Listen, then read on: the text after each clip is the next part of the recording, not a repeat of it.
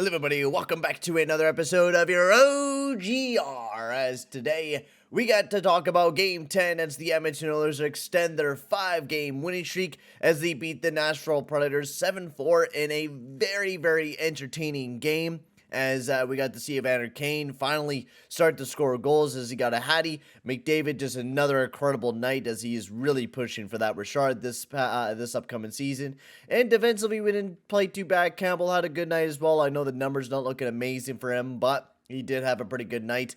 Just a lot of the chances that the Preds did have were just great tips. They were great tips, just us not covering our mans. And I gotta say that's our biggest weakness right now is we're just not covering the people in front of the net very well. Like, we just allowed the Preds just to get their sticks right in front of the net and just tip whatever they got right in the back of the net.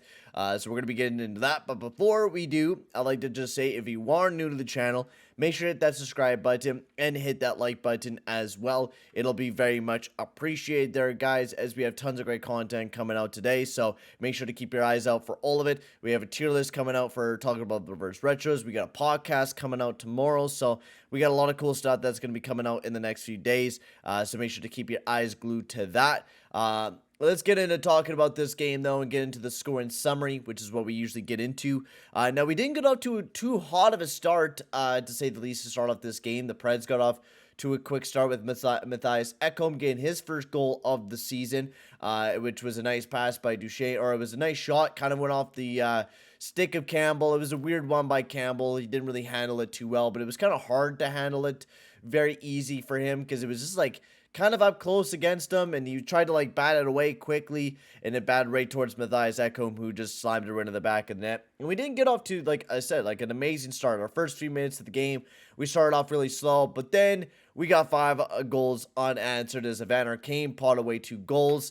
Then McDavid and Derek Ryan getting big goals as well. The very first goal, Kane got a beautiful pass by Draisaitl in this one. I'm trying to remember all the goals that were scored. Yeah, this was the goal where Evander Kane got a beautiful setup pass by Draisaitl, where he went forehand to backhand right into the back of the net.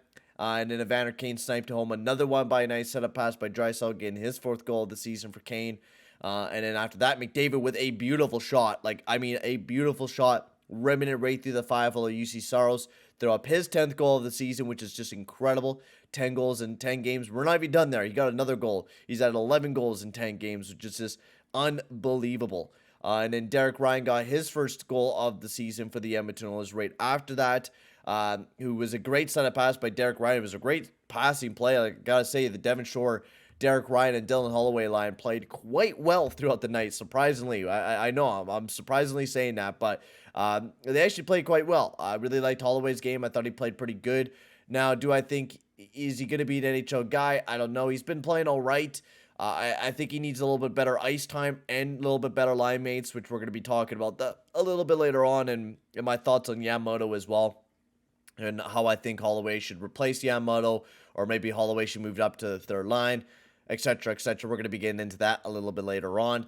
And in second period of action, we just kept playing our grade A game and just kept dominating. We were all over the Preds like majority of this night, and we played absolutely amazing. And we were once again all over the Preds once again, not giving them any room to breathe, as Connor McDavid got a big old power play goal to put us up 5-1, and this was just a gorgeous goal, one right off the face-off, and then just sniped it right into the back of the net. Great face-off win by Draisaitl, and then just threw it right into the back of the net. I mean, McDavid's shot just continues to improve and just continues to look amazing every single damn day. Like, he is just looking amazing right now. Simply put as that, he is looking amazing, and McDavid is just everything for this team right now, and he just continues to absolutely dominate for the Edmonton Oilers and looks really damn good. Like, his game just continues to improve. It is just crazy how we continue to hype up McDavid, and he just continues to improve his game every single damn night. It is absolutely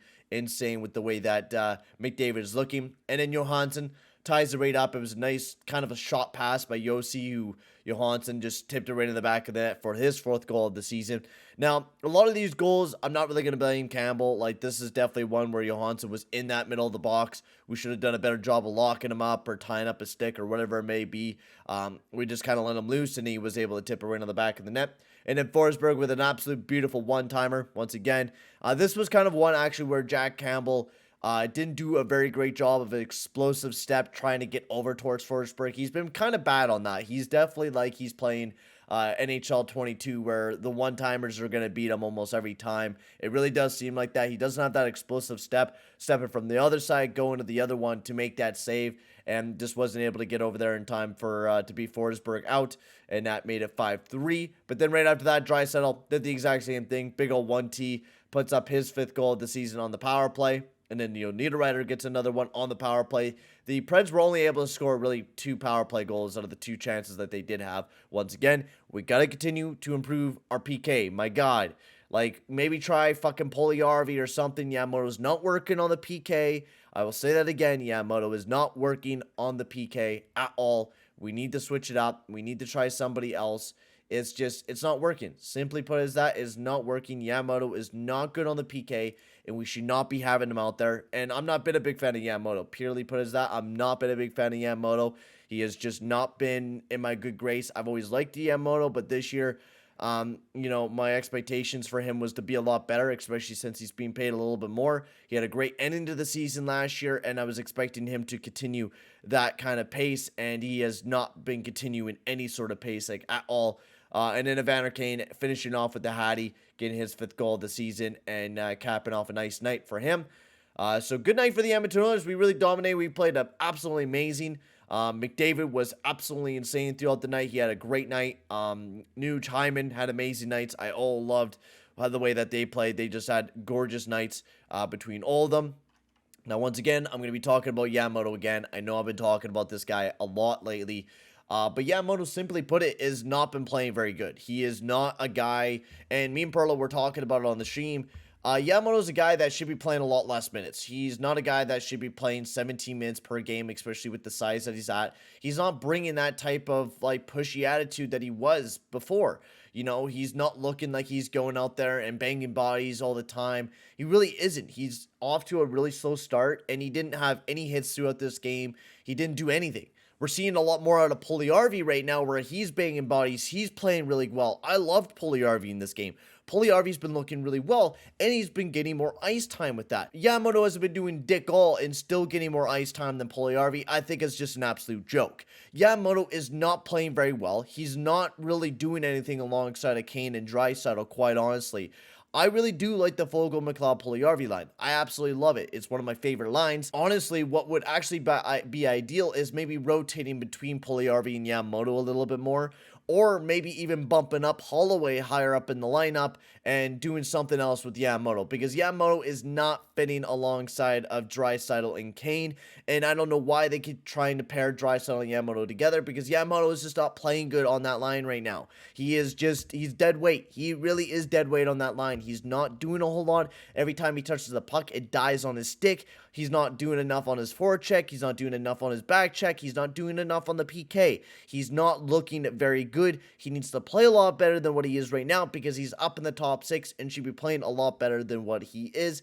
I think I want to see a lot more out of Yamamoto right now, and he's kind of like one of those players that I need to see a lot more of. I've seen a lot more out of Kane last night, where he definitely was playing a lot better. Not amazing, but a lot better, since he did get a few more goals. And if Kane's able to finish those opportunities and able to get those goals, I'm happy with that. I'm happy with if Kane is just able to score the goals that he needs to score and not play amazing 5-on-5 wise. I'm okay with that. If he's finishing his chances, that's what matters to me. And that same goes with Yamamoto. If he's going to finish, if he's not going to play amazing 5-on-5 wise, he needs to at least be hard on the forecheck and just play hard. But I think with Yamamoto, we should be playing him a lot less minutes than what he is right now, just because he's a smaller guy. Kind of give him that Connor Sheary type of treatment where we play him a lot less minutes, and he doesn't need to be out there all the damn time. We have other players that we can play a lot more in Holloway and Puljujärvi. So I think that's the way it should be. And I liked Holloway last night. I thought Holloway played really good. They got a goal. The defensively didn't play that bad. Otherwise, McDavid, I love that line. We already talked about a little bit. They were amazing. And Fogel, McLeod, Puljujärvi, they all played amazing. Puljujärvi had a really good night. He was banging bodies, getting some stuff going. I really liked how Puljujärvi was going throughout the night, and thought looked really, really good for the Edmonton Oilers. Was really impressed by him. Defensively, I don't know why we continue to play Barrie so many minutes, but Nemelainen and Barrie actually didn't have a bad night last night. I thought they actually played not terrible. So I do give them that. They were playing in the offensive zone more than anything, which is good. I think that's the way that that defensive pairing should be. More offensive zone time means more success with those guys. Kulak and Bouchard, I thought, played pretty well. Nurse and Cece had a lot of goals against, but once again, they deal with the hard assignment, so I thought they played pretty good as well. Campbell had an alright game, but definitely, hopefully, he'll play a lot better. I mean, he's playing good, but he's not, like, amazing. Could make a little bit more saves. But quite honestly, a lot of the goals that were scored by the Preds, I really don't blame Jack Campbell a whole lot on the goals that the Preds scored. So, really can't blame him on those ones. But, yeah, great game by Jack Campbell. Great game by the Edmonton Oilers. I had a real big blast watching this game. But thank you guys very much for watching. Tell me, guys, in the comment section below how you guys thought of this game against the Preds.